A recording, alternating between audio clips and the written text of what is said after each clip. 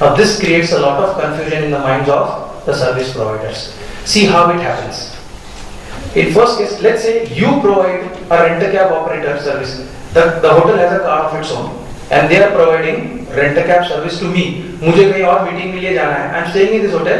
मुझे कहीं और मीटिंग के लिए जाना है. मैंने गाड़ी भाड़े पे ली होटल से. तो hotel is going to charge me. Right. Now what are the possibilities? Hotel is charging me 100 rupees. Hotel is falling under this list and I am falling under the receiver list. Reverse charge will trigger. Who will pay? The recipient will pay. How much? 40%. I will pay the 40%, that is, so in that case, reverse charge. The full amount of 40% I will pay. But suppose reverse charge means you are a corporate, you are providing me, or you fall, the hotel falls in this list, I fall in the recipient list. And hotel is not taking 40%, hotel is charging me on full 100 rupees. Then in that case, what happens? The recipient pays 50%, the provider pays 50%. Now friends, first of all, I don't understand the reverse charge mechanism. Why?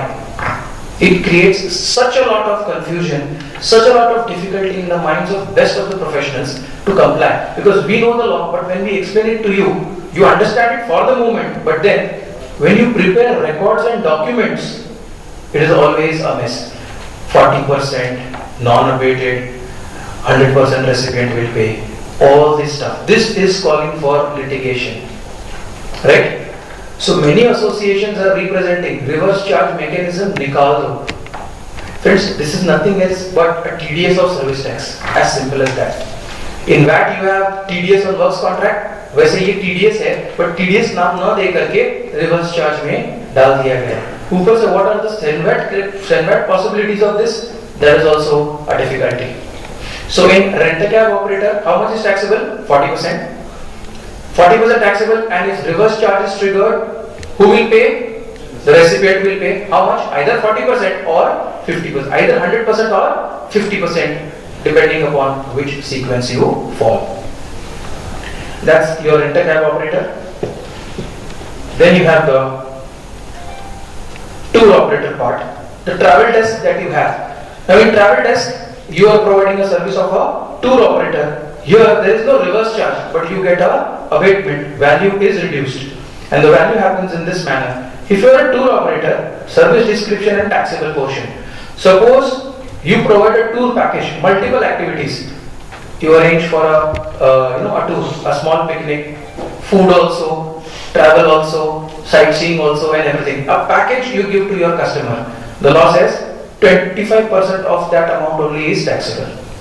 If you provide solely booking of hotels, I am traveling to some other city and I want a booking of hotel in that particular city. So I will request you, can you make me a booking? You will make a booking and charge me. When you charge me, you will charge me the tariff of that particular hotel as well as your service charges also. So in that situation, what is the taxability? The law says, if the service is solely for arranging or booking of accommodation for any person in relation to a tour, 10% only is taxable, and very, very genuine. Because whatever I charge to my customer, 90% is the tariff of that particular hotel, 10% are my charges, therefore only 10% is made taxable. And any activity other than above two, the law says I will tax you on 40%. Now what comes in this other, again, is very, very difficult to identify. So you will have to see, it's a tour operation, full package or only booking. If that be the case, this is the taxes. If otherwise it is only 40%. Right? That's your tour operator taxability. Forex conversion? Yes? Sorry. Today we are selling rooms. There is a new service that is now starting, which is selling reserving of tables in restaurants. So your definition only covers room specificity. Rooms, accommodation. So what happens to table reservation? Fully taxable.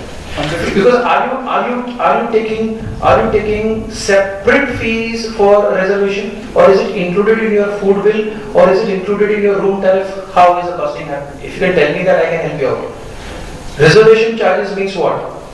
If I phone you and say 3 people are coming, reserve a table, so are you going to charge me separately for that?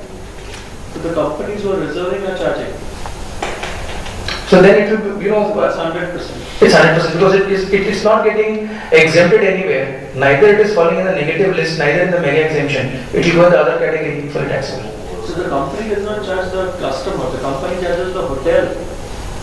Whoever charges, no problem, The sir. company will be. Yes. 100% So forex conversion. Now forex conversion is again taxable, but then certain portion is also only taxable. It's rule 2B of the valuation rules, friends. This portion I will not be covering in this presentation because it takes full 1 hour to explain the entire activity. I have quoted the rule. You can go through. If you have any doubt, you can approach. Vehicle parking, fully taxable if it is charged. Health and fitness, recreation, beauty treatment, fully taxable. Internet, fully taxable. Casinos.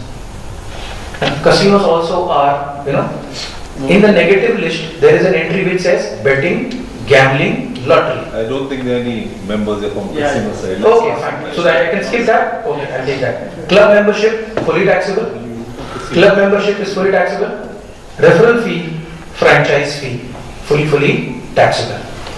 Franchise fee and referral, franchise fee goes in the business auxiliary category and franchisee fee also goes under that. Yes, sir. What about a visitors paid out? Visitors paid out means exactly. A customer is staying with me and he comes to the front desk and he borrows 500 rupees to probably pay a cabbie. And the cashier hands out that's called a visitors paid out. And then when he checks out, I will obviously collect that money back from him. So on a visitors paid out, Do you charge anything extra? No. So sir, that case, it will not be a service at all because definition of service is a transaction merely in money is not a service. So you lend him 500, took 500, that's it. Services of lending in which there is no interest, there is no tax. Even if there is interest charge, it will not because see, this service definition says any activity which is merely in money or in negotiable instrument is not a service at all. So what you do over there is not a service, not taxable. Right? The franchisee fee. Now, the bundle of services. Now the last part comes is, friends, suppose a customer comes to me and he says, I want all of these, quote one price. Right? Let's take a hypothetical example. He comes to you and say, Sheil, in your hotel, all of these are there, एक price बता मुझे सब कुछ चाहिए.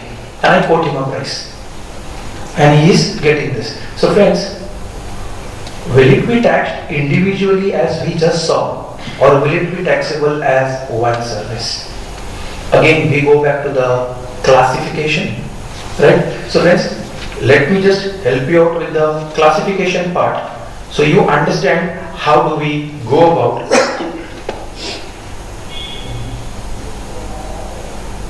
Right? There's a proper classification given. How does it go? So if you are providing one service which has more than 2 or 3 elements, will they be going separately or will they be going as one bundle? Let us see. So is it, I give red rose, yellow rose, or I give them as a bouquet. So each rose will be taxed or the entire bouquet will be taxed. That is the case. So law has made has given it says, different services are combinedly used to provide one overall service. That is called bundled service. So you provide 2 or 3 services in a combined manner and give it as a one singular front desk service. Now whether they will be taxed separately or whether they will be taxed in a combined manner, clarification is given. Friends, see, please understand the sequencing, very important. It says, first find out whether the service tax law has provided for such a definition or not. What does that mean? Service tax law, while writing the law, has they identified that if a person is providing more than 2 activity, they are one? So whether service tax law has identified your bundle as a bundle or has it not identified? First find out that. There is a possibility that service tax law has identified that bundle. Friends, it has identified at least one bundle. Upper banquet services. Banquet is letting of premises and dining. So as a combo when you provide, law says, I don't take it as 2 different threads, I take it as a bundle. So law has identified that particular bundle and it will tax it accordingly. What is the next possibility? Next possibility is the law has not identified that bundle. So you provide a bouquet of services which service tax law has not written in itself. So they have not identified this as a bundle. So how do you classify in that stage? Law says okay. If the service tax law has provided for a definition, what do you do? Find out whether the description provided by the law is specific or has it, or is it a general description, or have they provided both? If they have provided both, then how do you go about? Law says bundled service will be classified under the most specific description over the more general description. Now friends, it would have been enough na specific over general le lene ka? No. What if there are three descriptions? One is general, one is less general, one is very specific. Which one will you take? You will take the most specific applicable to your bundle. So it can be general also, but general में भी जो ज़्यादा general है वो छोड़ देने का, specifically general है that you have to take. So that is what the sequencing is. Examples are also given. Pandal and Shamiana plus caterers, that's your banquet services, and you have package tour. Package tour also, you have many activities, na? You have accommodation, you have food, you have tour operating. So the law says these activities we identify it as a bundle, and we just saw there are three rates. Package tour total 40% or 25%, only booking 10%, other than that 40%. So law has identified this bundle, we identify as this one and we apply. So that is called, so in that case, various descriptions are given in the law, you will select the most specific over the more general. The difficulty arises in the next part. Service tax law has not provided for a description, but you have provided that bundle. What is to be done? The law says, find out in the ordinary course of business how are they happening. So in the ordinary course of business, they are naturally bundled or they are not naturally bundled. Now what is naturally bundled? The entire service will not be able to happen if one thread is not happening. That is naturally bundled. If I take away one activity, the entire activity will fall. If that be the combo, it's naturally bundled. But there may be cases wherein two activities are provided. One can be provided even without the other, but they are provided as one particular combo. Then what is the case? So in that situation, the law says, if they are naturally bundled, how do you classify the different activities? If they are naturally bundled, the bundled service will be classified as a single service which gives itself the most essential character. Right? I told you, singing and dancing, both are separate. But when I provide both together, are they naturally bundled or not naturally bundled? So if it is naturally bundled, we will take it as entertainment. Right? So what are the examples given over here? Convention services. Best example of naturally bundled. In a hotel, let's say, government is having its, as President Sir says, ultimately they also have to come to the hotel only for conducting the meetings. So if they say entire finance department ke jo bade top bureaucrats say they are going to have a convention in this particular hall, and they approach the hotel and say, चलो arrangement करो, तो आपको क्या क्या करना पड़ेगा? सबसे पहले हॉल बुकिंग देना पड़ेगा, हॉल के साथ साथ बैंक्वेट देना पड़ेगा, उसके साथ साथ रूम अकोमोडेशन देने पड़ेंगे, अकोमोडेशन के साथ फूड भी देना पड़ेगा. So all these has to be given for a convention to happen. If I take away one thing, will the convention happen? No, because the delegation is depending on the hotel for all this. So if one thing is not provided, entire activity might fail. Therefore, these are naturally coherent ones in the normal course of business. Law says, put them to one bundle and take the essential character. So accommodation, dining, banquet, everything is given. Law says don't do separately. They are naturally bundled in the ordinary course. They will be taken as convention services. Another one from another industry is your clearing and forwarding. Clearing and forwarding also there are many activities. But in clearing and forwarding, if I don't transport, will my clearing and forwarding happen? No. So these activities are naturally coherent in our industry. They will be classified in one umbrella, and that is your clearing and forwarding. But hotels also classified as mandap keepers. Yeah, mandap keepers, that is this particular... But this is naturally occurring, and it is not a mandap. Yeah, but also, the convention happens in a mandap. But this is not a mandap. No. Mandap keeper was done when at one time Chidambaram went for a marriage Yes. in an open ground where the guy had kept a mandap and 1,000 people were having food. And he says, what is this? There's no tax on it. So mandap keeper. Kalyan- Now, Mandapams. we were always paying VAT on the food in any case.